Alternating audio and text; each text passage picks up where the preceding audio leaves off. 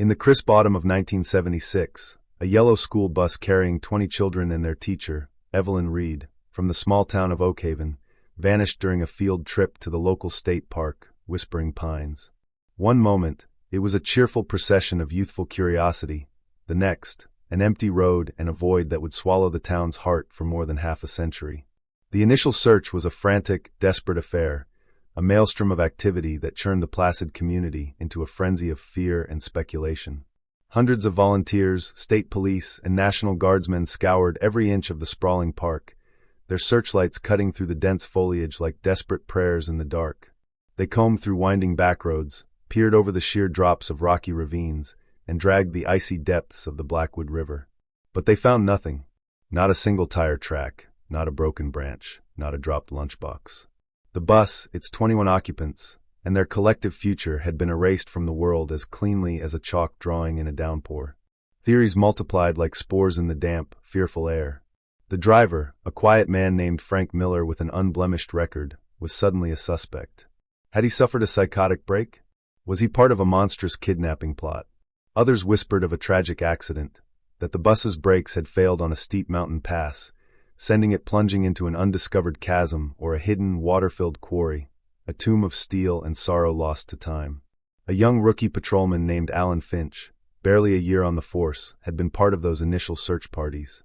The memory was seared into his soul, the anguished faces of the parents, huddled together under the harsh fluorescent lights of the town hall, their hope eroding with every passing hour, their collective wail a sound he would never forget. He remembered the cold seeping into his bones as he walked the forest floor, calling out names that were only answered by the rustling of leaves.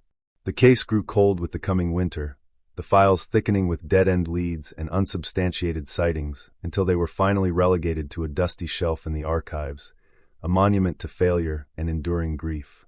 Oakhaven never truly recovered. A generation grew up in the shadow of the disappearance, a permanent cloud hanging over the town, a cautionary tale whispered to children. The case became a local legend, a ghost story, its edges blurred by time and sorrow. But 53 years later, in the relentless sun of a late summer afternoon in 2029, the Earth finally decided to give up its secret. A construction crew was breaking ground for the new Pendleton Community Center, a project funded by a local philanthropist, on a long-dormant plot of land on the forgotten outskirts of town. A massive backhoe, operated by a man named Gus, plunged its steel bucket into the dry, compacted soil. It came up with dirt, then more dirt, and then on the third bite it struck something that was not rock. There was a deep, resonant thud, a metallic groan of protest that vibrated up the hydraulic arm and into the operator's cab. Gus cut the engine, the sudden silence deafening. He climbed down, his boots kicking up dust, and peered into the pit. A few feet below the surface, a patch of color was visible, a strange, blistered shade of yellow caked in decades of hardened clay. He scraped at it with his gloved hand, the dirt falling away to reveal a single, stark black letter. S. He called his foreman over, and together they dug with shovels, their movements growing more frantic with each patch of color they uncovered. School. District.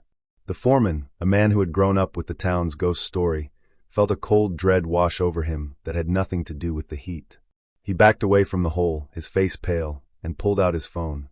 He didn't dial his boss. He dialed 911, his voice trembling as he spoke the words that would tear open Oakhaven's oldest and deepest wound. The call crackled over the dispatch radio at the Oakhaven Police Department, a knot of routine static that suddenly tightened into a chokehold of disbelief. Construction site on the old Milligan property, the dispatcher's voice announced, laced with an uncharacteristic tremor. Foreman reports they've unearthed what looks like a vehicle. A large, yellow vehicle. In his office, surrounded by stacks of files from lesser tragedies, Detective Alan Finch looked up from his paperwork. The words hung in the air, each one a hammer blow against the wall he had built around that memory for 53 years. A large, yellow vehicle. He was 68 years old, a man whose face was a roadmap of long nights and lost causes, just 3 months shy of a retirement he both craved and dreaded. But in that instant, the decades fell away. He was that 22-year-old rookie again, standing in the cold woods, the ghosts of children's names on his lips. This was his case. It had been his from the very beginning, a silent, spectral partner throughout his entire career. He stood up, the chair scraping loudly against the floor, and grabbed his keys. He didn't say a word to his partner, Detective Isabella Rossi, a sharp, intuitive officer less than half his age. He didn't have to. She saw the look on his face, the haunted, laser-focused intensity that only surfaced when he was truly on the scent of something dark, and simply grabbed her own jacket to follow. The drive to the old Milligan property was a blur of familiar streets that felt alien and strange. Finch's mind was a maelstrom of what-ifs and possibilities, a torrent of questions that had lain dormant for a lifetime. When he arrived, the scene was already cordoned off with yellow tape that seemed to mock the color of the object in the ground. The construction crew stood in a tight, silent cluster, their dusty faces a mixture of awe and horror. Finch ducked under the tape, his gaze fixed on the pit. The top curve of the vehicle was now almost fully exposed, a metal leviathan breaking the surface of a dusty sea. The color was unmistakable, a faded, sickly yellow, peeling and blistered but iconic. He could make out the distinct shape of a window frame, and above it, the riveted seam of the roof. His breath hitched. It was a school bus. He knew it with a certainty that chilled him to the bone. "Seal it off," he commanded, his voice raspy, directed at the uniformed officers milling at the perimeter. "Everything. A 200-yard radius. Nobody in or out without my say-so. Get the state forensic unit on the phone. Tell them we have a tomb to open." The hours that followed were a masterclass in slow, agonizing procedure. Under the harsh glare of portable floodlights that pushed back the encroaching dusk, a specialized excavation team began the painstaking process of removing the earth from around the bus. They worked not with shovels, but with brushes and trowels, as if it were a delicate archaeological find. Every handful of dirt was sifted, every clod examined. Finch stood at the edge of the pit, a silent, unmoving sentinel, watching as more of the vehicle was revealed. The faded black letters became clearer under the lights. Oakhaven School District. Below them, the number 7. Chills traced their way down his spine. He remembered that number from the old files. Bus 7. Frank Miller's bus. The bus. He felt Rossi's presence beside him. "Alan," she said softly. "You were a rookie then, weren't you?" He didn't turn. He just nodded, his eyes locked on the emerging relic. "I promised a mother," he said, his voice barely a whisper. "Mrs. Albright. Her son, Timmy, was on that bus. I promised her I'd find him. She died 10 years ago." The air grew heavy with the unspoken weight of that failed promise. Finally, after what felt like an eternity, the bus was free. It sat in the bottom of its earthen grave, listing slightly to one side, its windows black and opaque with caked-on grime. There were no signs of a crash. The body was dented and corroded from the pressure and moisture of the earth, but there was no impact damage, no shattered glass. It looked as though it had simply been driven into the hole and buried alive. The silence was broken by one of the forensic excavators. "Detective," he called out, his voice muffled by his mask. "Over here." About 10 yards from the bus's rear. He was pointing to a spot where a metal detector had pinged. Another technician carefully dug into the spot. A moment later, he lifted an object from the dirt. It was a shovel, but it was wrong. Finch could see it immediately, even from a distance. It was too sleek, too modern. The handle wasn't wood. It was a dark, polished composite material. The spade was stainless steel, impossibly clean beneath its layer of dirt. It wasn't some rusty tool from 1976. It was something else entirely. An anomaly. The first thread in a tapestry he was only beginning to see. The unearthed school bus was transported under a shroud of secrecy and heavy police escort to a cavernous, climate-controlled hangar at a state facility, a sterile environment that stood in stark contrast to the grim, organic nature of its discovery. Under the cold, humming hum of industrial lights, it looked less like a vehicle and more like a sarcophagus. Finch stood before it, the sheer reality of it a physical weight. He had imagined this moment for 53 years, but the fiction of his mind was a pale imitation of this horrific, tangible truth. He had established a new task force, a small, dedicated team comprising himself, Rossi, and 2 veteran analysts. The first order of business had been to retrieve the original case files. They arrived in 6 large, dusty boxes, the paper inside yellowed and brittle, smelling of time and failure. Finch opened the first box, and the ghosts of 1976 flew out. Faded photographs of smiling children, their faces full of a life that had been stolen. Timmy Albright, with his goofy, gap-toothed grin. Sarah Peterson, holding a prize-winning ribbon from the science fair. 20 young faces, plus the gentle, kind-eyed portrait of their teacher, Evelyn Reed, and the worn, tired face of the driver, Frank Miller. Finch pinned each photo to a large corkboard, creating a silent, watching jury for the investigation to come. "They're not just victims," he told his team, his voice thick with emotion. "They're our clients. We work for them now." The forensic team began their meticulous work on the bus. The doors were carefully pried open, releasing a stale, musty odor of decay and trapped time. The interior was a frozen tableau of a final, terrifying moment. Small backpacks were still slung over the backs of seats.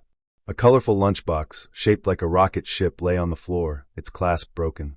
On one of the seats, a history textbook was open, a chapter on westward expansion visible under a layer of grime.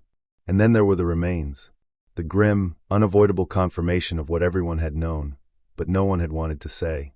The state's top forensic anthropologist, Dr. Eris Thorne, a man with a clinical demeanor that barely concealed a deep well of empathy, led the somber process of recovery. Each set of remains was carefully documented and removed, a silent, respectful procession of lost children. The initial reports confirmed Finch's observation at the site. There was no evidence of a crash. The bus's ignition was in the off position. The transmission was in neutral. The fuel tank was still a quarter full. This was not an accident. This was a burial. The first comprehensive report from Dr. Thorne's team landed on Finch's desk 2 days later. It made for brutal reading. The cause of death for all 21 occupants was determined to be asphyxiation, consistent with being buried alive. There were no signs of other violence. They had been driven into a pre-dug pit, and the world had been piled on top of them. While the grim work continued inside the hangar, Finch turned his attention to the one piece of evidence that felt out of place, the one jarring note in the funereal symphony, the shovel. It had been cleaned and analyzed. As he suspected, it was modern. Far too modern. The composite handle and stainless steel spade were from a high-end, bespoke manufacturer called Artisan Earthworks, a company specializing in custom tools for wealthy hobbyist gardeners and landscape architects. A quick search revealed the company had been founded in 1995. This shovel couldn't have been used in the original burial in 1976. This meant someone had returned to the site. Someone with an expensive, custom shovel had been digging at that grave, for some unknown reason, sometime in the last 30 years. Rossi traced the shovel's origins. Artisan Earthworks kept meticulous records of their custom orders. The shovel was part of a set, commissioned in 1998. The spade bore a tiny laser-engraved insignia beneath the company logo, a stylized P intertwined with an oak leaf. The order was placed and paid for by a corporate entity, Pendleton Development Group. The name hit Finch like a physical blow. Arthur Pendleton, the beloved town philanthropist, the man funding the very community center whose construction had unearthed the bus. A cold, unsettling premonition began to form in the deepest recesses of Finch's mind. Why would a shovel belonging to Arthur Pendleton's company be buried next to a bus full of dead children? It was a question that felt dangerous, like prying the lid off a box that was never meant to be opened. The discovery of the Pendleton Development shovel was a discordant note that Finch couldn't ignore, a piece of a puzzle that didn't seem to belong to the same box as the rest. Logic dictated it was a coincidence, a stray tool left behind years ago on a piece of land Pendleton's company would later donate. But Finch's instincts, honed by a lifetime of navigating the murky waters of human deception, screamed that there were no coincidences of this magnitude. He made a decision. They would approach the past from 2 directions. Rossi would continue to dig into the modern thread, the shovel and Pendleton's corporate history. He, meanwhile, would walk back into the fog of 1976. He tasked his analysts with compiling a list of every person connected to the original case who was still alive: parents, siblings of the victims, retired law enforcement, former teachers from the school. The list was heartbreakingly short. Time had been as relentless as the killer. Finch's first interview was with Margaret Carlson, the younger sister of Sarah Peterson. She was now in her early 60s, her face etched with a sorrow that had never faded.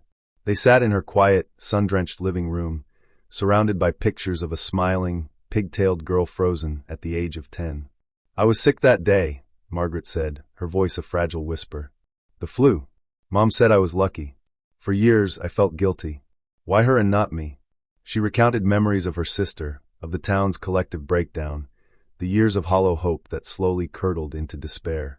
She offered no new leads, but she reignited the human cost of the tragedy in Finch's heart, reinforcing the faces on his corkboard. He then met with 2 retired police officers who had worked the case alongside him as a rookie.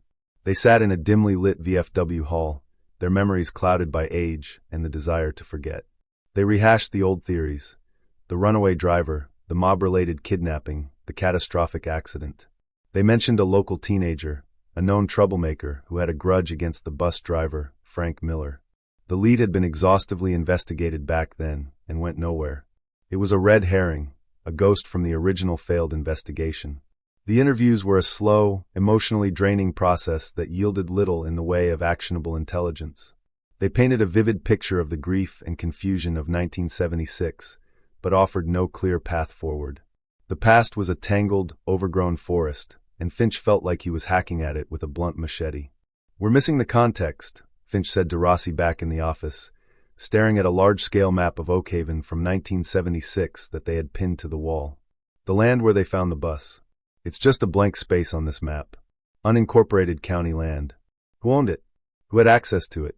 Why there?" Rossi, ever practical, had an answer. "If anyone knows the history of that land, it's the man who ended up owning it and donating it. The man who has literally written the book on Oakhaven's history." Her finger tapped the name on her notepad. "Arthur Pendleton. Maybe the shovel is just a coincidence," she conceded. "But he's still our best resource for understanding the landscape of 1976. We need to talk to him." Finch agreed, though the knot of unease in his gut tightened. An interview with Arthur Pendleton was unavoidable. He was the town's patriarch, a figure of unimpeachable integrity and immense wealth, a man who had built libraries and parks, whose name was synonymous with civic duty. To even consider him, in any other light, felt like a form of blasphemy. He was the hidden-in-plain-sight benefactor, a respected pillar of the community. They scheduled a meeting. The idea was to approach him as a historical consultant, a resource. Finch told himself this was routine. It was about the land, about the history. But as he prepared for the interview, reviewing Pendleton's public profile, the glowing articles, the awards, the photographs of him shaking hands with governors, he couldn't shake the image of that sleek, modern shovel, with its custom-engraved P, lying in the dirt just yards from a grave of 20 children. It was an image that whispered of a dark and terrible connection, a secret kept for 53 years by a man everyone trusted. The Pendleton estate was less a house and more a monument to success, a sprawling stone-and-glass mansion perched on a hill overlooking Oakhaven. Manicured lawns rolled down to a private lake, and ancient oak trees stood like sentinels guarding the property. As Finch and Rossi drove up the winding, perfectly paved driveway, Finch felt a palpable sense of entering another world, one insulated from the grit and grief he inhabited. Arthur Pendleton met them at the door himself. He was in his late 70s, but carried himself with the vitality of a much younger man. He was tall and lean, with a full head of silver hair and eyes that were a sharp, intelligent blue. He was dressed in a simple but clearly expensive cashmere sweater and tailored slacks. His smile was warm, his handshake firm. He was the very picture of respectable power. "Detective Finch, Detective Rossi, please come in," he said, his voice a smooth, cultured baritone. "What a terrible, terrible business. An absolute tragedy resurfaced. I can't imagine what the families must be going through all over again." He led them through a grand foyer into a magnificent, 2-story library. Bookshelves stretched to the ceiling, filled with leather-bound volumes. In the center of the room, on a large mahogany table, were several old, rolled-up maps and property ledgers. Pendleton had already prepared for them. "I was a young man when it happened," Pendleton said, gesturing for them to sit in plush leather armchairs. "Just starting my first business. The town was never the same. I want you to know anything I can do, any resource I have, is at your disposal." His performance was flawless. He exuded an air of civic-minded concern, of somber authority. He was the benevolent king offering the services of his kingdom. Finch began the interview, keeping his tone professional, that of a detective seeking help from a valued community expert. "We're trying to understand the location, Mr. Pendleton. The old Milligan property. Our maps from '76 show it as undeveloped land. We need to know who owned it, who had access." Pendleton nodded gravely. "Of course. That land was a dead zone back then," he explained, unrolling a large, brittle map. "It was owned by a defunct timber company based out of state. They went bankrupt in the '60s, and the land just sat in legal limbo for decades. Nobody went out there. It was remote, inaccessible. A perfect place, I suppose, if one wanted to hide something truly monstrous. His words were chillingly accurate. He pointed to the map, his long, elegant finger tracing the old, forgotten access roads. My company, Pendleton Development, eventually acquired that parcel in a bulk purchase of distressed assets in the mid-90s. We had plans for a public park, but we ran into zoning issues with the county. The project stalled, and the land sat vacant until I decided to donate it for the new community center. A way to finally bring something good to that blighted spot. It all sounded perfectly reasonable, a straightforward corporate history. But as Pendleton spoke, Finch watched him. He watched the man's complete lack of fidgeting, the unnerving stillness of his hands, the way his eyes, full of feigned sadness, never wavered. There was a practiced, polished quality to his grief, an emotional performance so perfect it felt artificial. Finch's gaze drifted around the library, this curated temple of knowledge and history, and then his eyes landed on a framed photograph on a side table. It was a younger Pendleton, standing proudly in front of a shiny new truck. On the door of the truck was a simple, hand-painted logo, Pendleton Landscaping. "That was your first company?" Finch asked, his voice casual. Pendleton smiled, a nostalgic glint in his eye. "The very one. Started it with a single truck and a few tools. We did mostly residential work, lawn care, small planting projects. Humble beginnings." Finch felt a cold prickle on his skin. A few tools. He thought of the shovel. The sleek, modern shovel with the stylized P that had replaced this older, humbler logo. His instinct, that deep, gut feeling he had learned to trust above all else, was no longer whispering. It was screaming. This man, this pillar of the community, was hiding something. The air in the opulent library suddenly felt thin and cold, the leather-bound books like silent, knowing witnesses to a decades-old lie. Finch knew, with a certainty that defied all logic and evidence so far, that he was sitting in the same room as the monster. The meeting with Arthur Pendleton left Finch with a profound sense of disquiet. On the surface, Pendleton had been the perfect witness, helpful, knowledgeable, and empathetic. He had provided a plausible, logical history for the land and his connection to it. But Finch's intuition was a relentless alarm bell. The man's composure was too perfect, his narrative too neat. It felt less like a memory and more like a script, rehearsed to perfection over many years. "He's lying," Finch said to Rossi as they drove away from the estate. Rossi looked at him, her expression a mix of skepticism and trust in her mentor's infamous gut feelings. "What's he lying about, Alan?" "Everything he said checks out. His company bought the land in the 90s. The original owners were a bankrupt corporation. It makes sense." "It's not what he said, it's how he said it," Finch countered, his knuckles white on the steering wheel. "It was a performance. And that landscaping company, it's a thread. I can feel it." He dropped Rossi at the station and drove straight to the forensic hangar. He needed to be near the evidence, the cold, hard reality of the crime. He stood before the bus, the silent, hulking beast, and then turned his attention to the anomalous shovel, now sealed in an evidence bag. The stylized P on the spade seemed to mock him. Pendleton Development Group, 1998. The shovel was a bridge, connecting the present to the past, but the connection was still shrouded in fog. He called Rossi. "I want you to pull every piece of paper you can find on Pendleton's original landscaping company. Incorporation documents, tax records, equipment rentals, employee lists from 1975 to 1977. I don't care how deep you have to dig. I want to know every job they did, every piece of equipment they touched."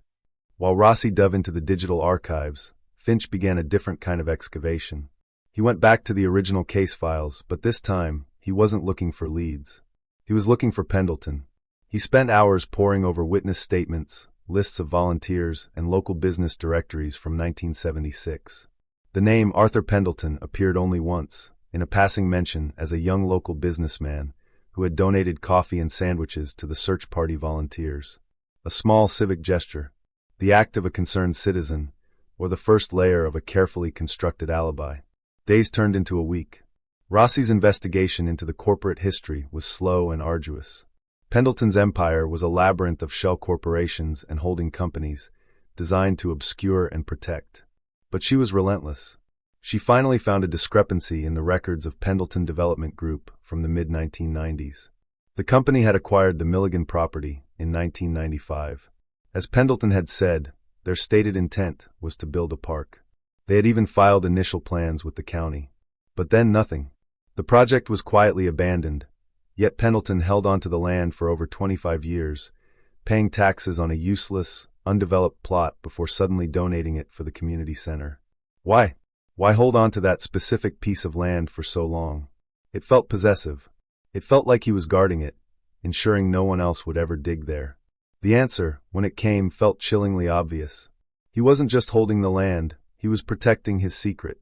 Donating it for the community center was a final, arrogant act of control, a way to permanently seal the tomb under a slab of concrete and goodwill, a monument to his own philanthropy built directly on top of his greatest atrocity. Then came the breakthrough from the shovel.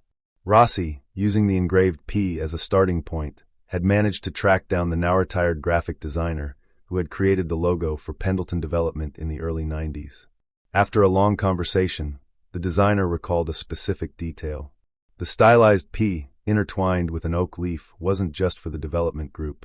It was a personal monogram for Arthur Pendleton himself. He was so proud of it, he had it engraved on a set of personal effects, including a custom-ordered gardening tool set from a high-end manufacturer in 1998. The pieces clicked into place with an audible snap in Finch's mind. The shovel wasn't company property. It was his personal shovel. Arthur Pendleton, the man himself, had been at that burial site sometime after 1998.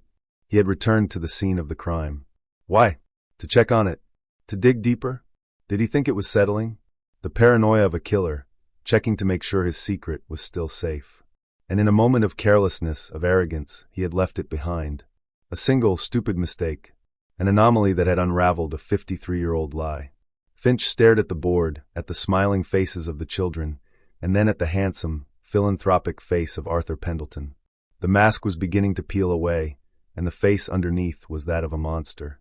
Finch knew he was getting closer, but he was still missing the core of it all, the linchpin that connected Arthur Pendleton directly to the crime in 1976. The shovel proved Pendleton had been at the site decades later, an act of a guilty man covering his tracks, but it didn't place him there on that fateful autumn day. The motive was a gaping black hole. Why would a young, ambitious businessman hijack a school bus and bury 21 people alive?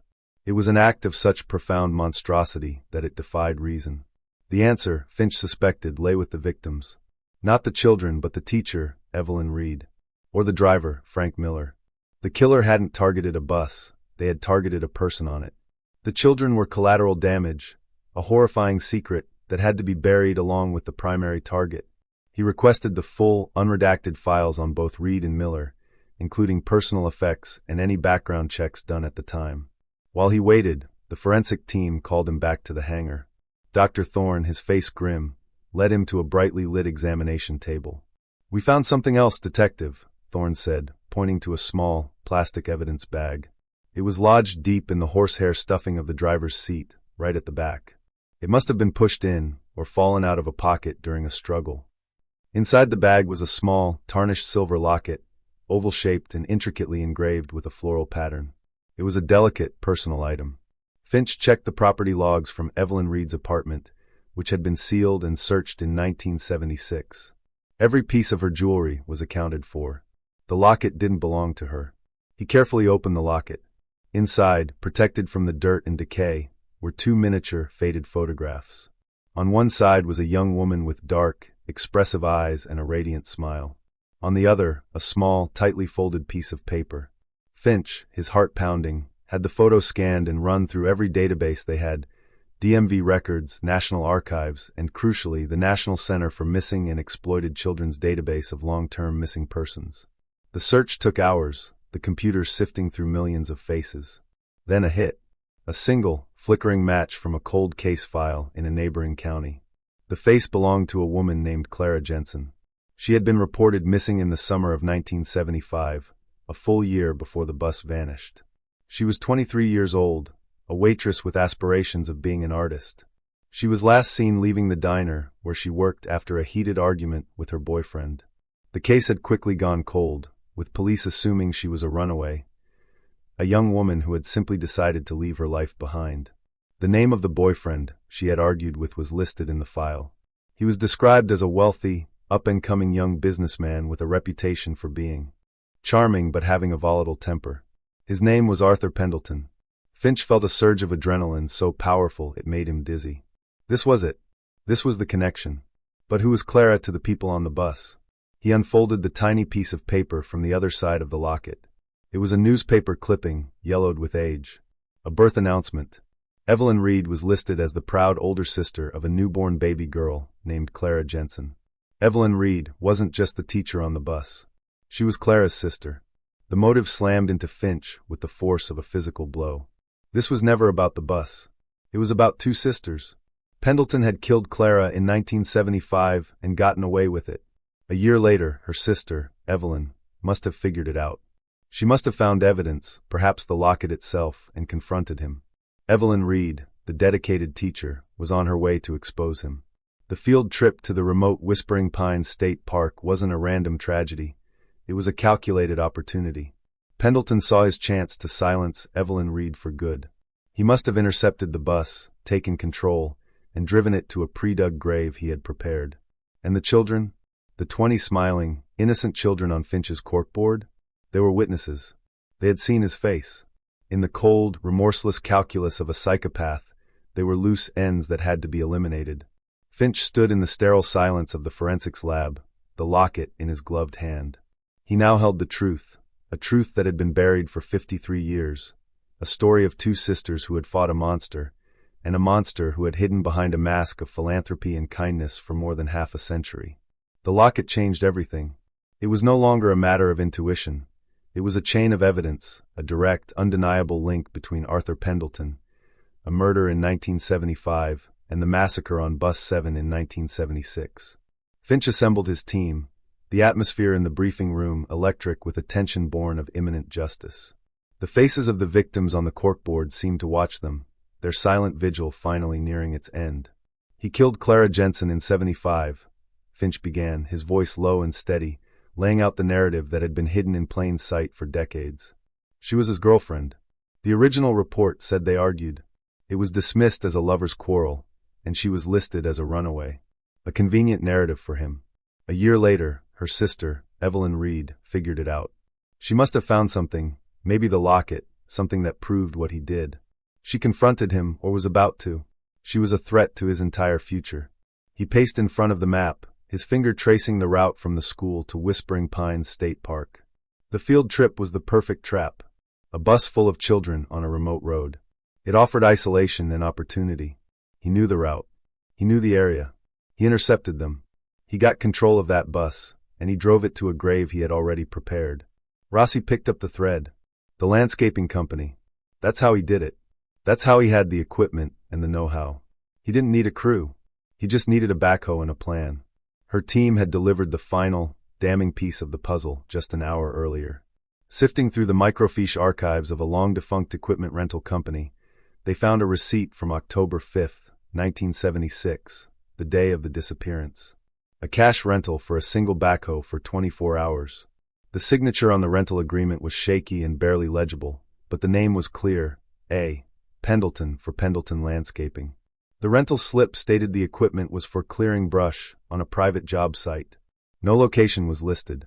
It was the smoking gun. He had rented the very tool needed to dig the grave, on the very day of the crime. The modern, personalized shovel found at the scene was the arrogant postscript to his crime. A mistake made by a man who had come to believe he was untouchable, who felt the need to visit his monument of evil. Finch now had more than enough. He had motive, means, and opportunity.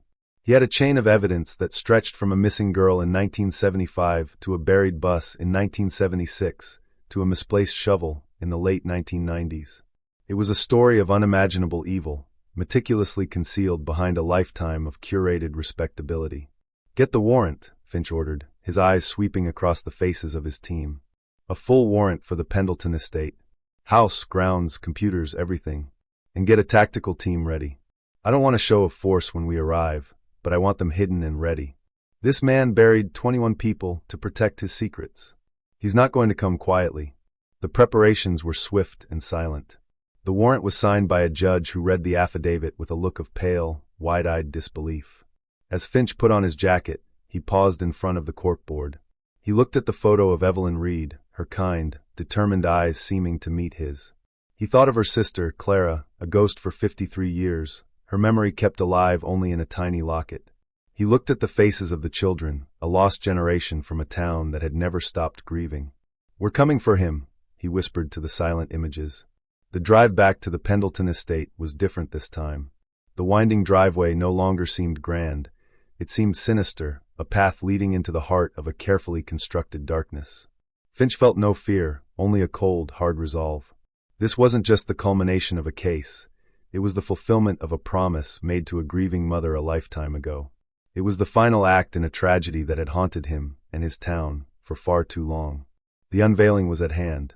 The convoy of unmarked police cars moved silently up the long driveway of the Pendleton estate, their engines a low hum against the tranquil afternoon. They parked out of sight of the main house, behind a dense copse of manicured trees. Finch, Rossi, and two other detectives proceeded on foot, their footsteps silent on the expensive flagstone path. The tactical team, clad in black, fanned out through the sprawling grounds, specters in the garden, securing the perimeter. There was no siren, no shouting. Just a quiet, inexorable tightening of a net that had been 53 years in the making. Finch rang the doorbell. The melodic chime echoed, a cheerful sound that was grotesquely out of place. A moment later, the heavy oak door swung open. Arthur Pendleton stood there, dressed in a crisp button-down shirt and slacks, an expression of mild, polite curiosity on his face. "Detective Finch," he said, his voice smooth as ever. "An unexpected visit. To what do I owe the pleasure?" His eyes flickered past Finch to Rossi and the other detectives, and for the first time, a flicker of something else, not fear but irritation, annoyance, crossed his features.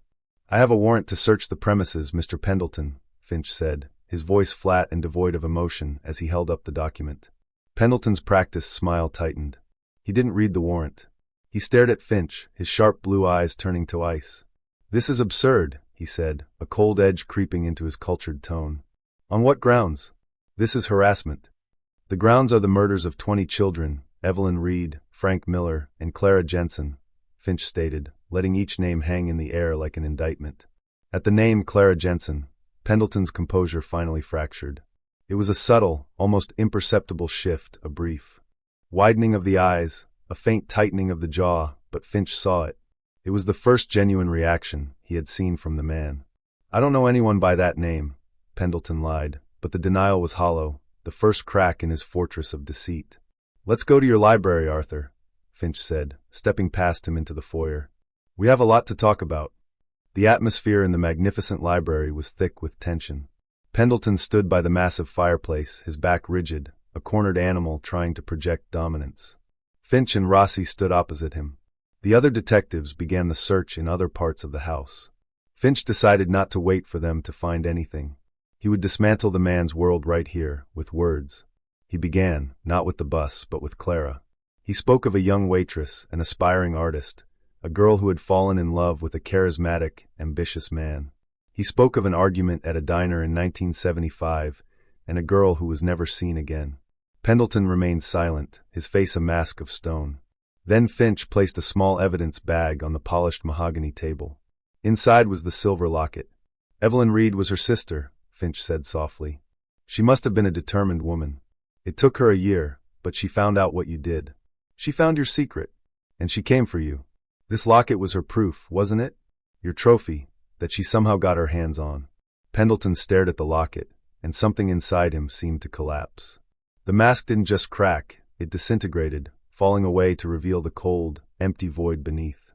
His shoulders slumped slightly, and a strange, thin smile touched his lips. It was not a smile of mirth, but a finality of release. The performance was over.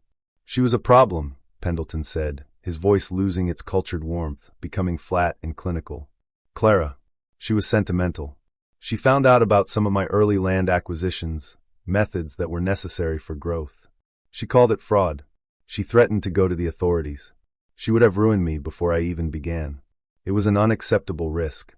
He spoke as if describing a hostile corporate takeover, not a murder. "So you killed her," Finch stated. "It was a business decision," Pendleton corrected him, his eyes distant. "I disposed of the liability. I was meticulous, but I underestimated the sister. Evelyn. She was tenacious. She kept digging. A year later, she appeared at my office. She didn't have the locket then, but she had other things. Bank statements. A witness who saw my car near where Clara was last seen. She had enough to cause an investigation, to undo everything I had built. He looked at Finch, his eyes clear and devoid of remorse. She told me she was going to the police after her school's field trip the next day. She gave me a day. A courtesy, she called it. An opportunity to confess. It was a tactical error on her part.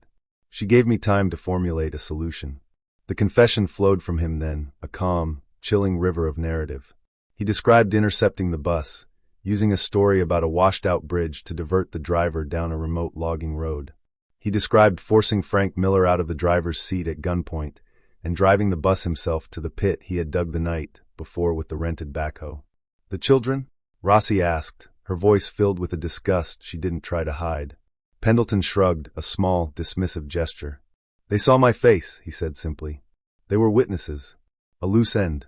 It was regrettable, but necessary. Leaving them alive would have been an unacceptable level of risk to the entire enterprise. It was the only logical move. He spoke of the act of burying them with the same detached pragmatism he might use to describe filing a quarterly report. There was no anguish, no guilt, only the cold, hard logic of a problem solved. In that moment, Finch was looking at pure psychopathy, a monster who had worn the skin of a philanthropist for 53 years, his good deeds a form of camouflage, a way to further insulate himself from the single, monstrous act that was the true foundation of his entire empire.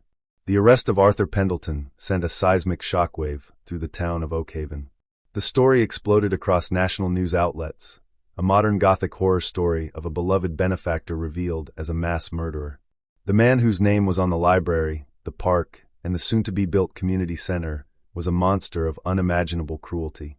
The townsfolk reacted with a mixture of disbelief, revulsion, and a strange, communal shame for having been so thoroughly deceived for so long. For Finch, the media frenzy was just noise. The real work was in the quiet aftermath, the process of bringing a final, formal end to the half-century of uncertainty. He stood at a podium in the Oakhaven Town Hall, the same building where he had once seen the parents of the lost children collapse in grief. The room was packed with reporters, their cameras flashing, but Finch wasn't speaking to them. He was speaking to the ghosts on his corkboard. "Today," he began, his voice steady and clear, "the Oakhaven Police Department is officially closing the 1976 disappearance of School Bus 7. He detailed the arrest of Arthur Pendleton, laying out the narrative of the crime in stark, unequivocal terms.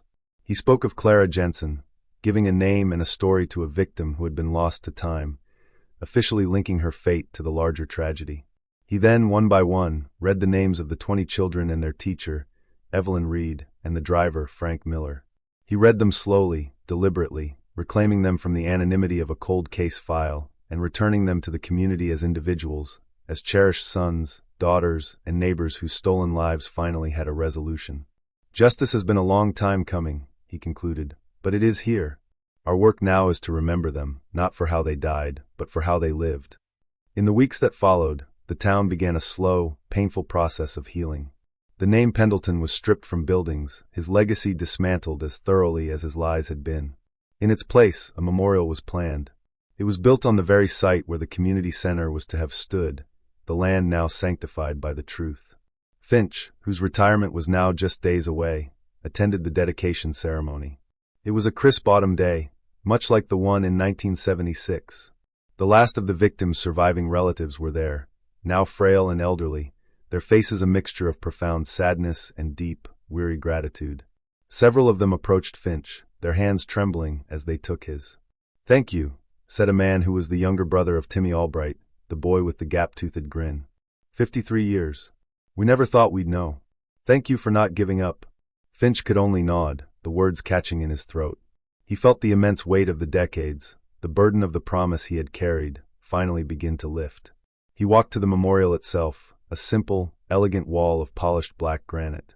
Etched into the stone were the 23 names: Clara Jensen, Evelyn Reed, Frank Miller, and the 20 children. He ran his fingers over the cool, carved letters of Timmy Albright's name.